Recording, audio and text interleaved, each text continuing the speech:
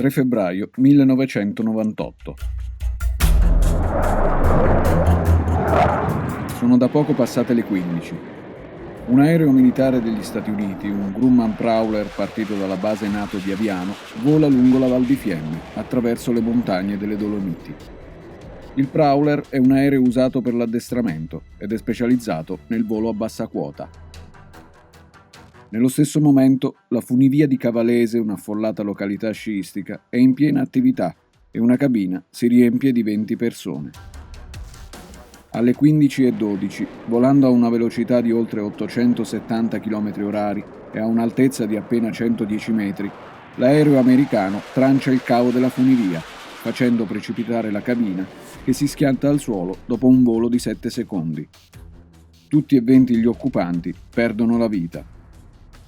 L'aereo americano, seriamente danneggiato a un'ala e alla coda, riesce comunque a rientrare alla base di Aviano.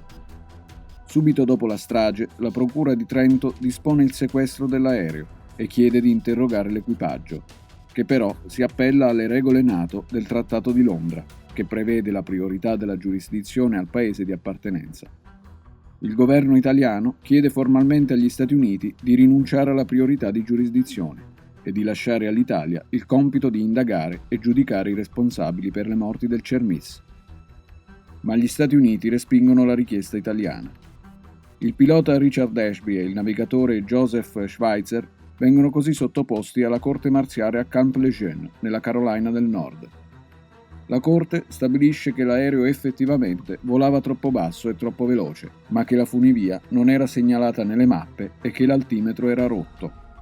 Ashby e Schweitzer vengono assolti dall'accusa di omicidio colposo e ritenuti colpevoli solo di depistaggio per aver distrutto il nastro video registrato durante il volo. Lo Stato italiano ha risarcito i familiari delle vittime con un indennizzo di 4 miliardi di lire per ogni vittima. Il governo degli Stati Uniti ha dovuto restituire all'Italia il 75% delle somme erogate.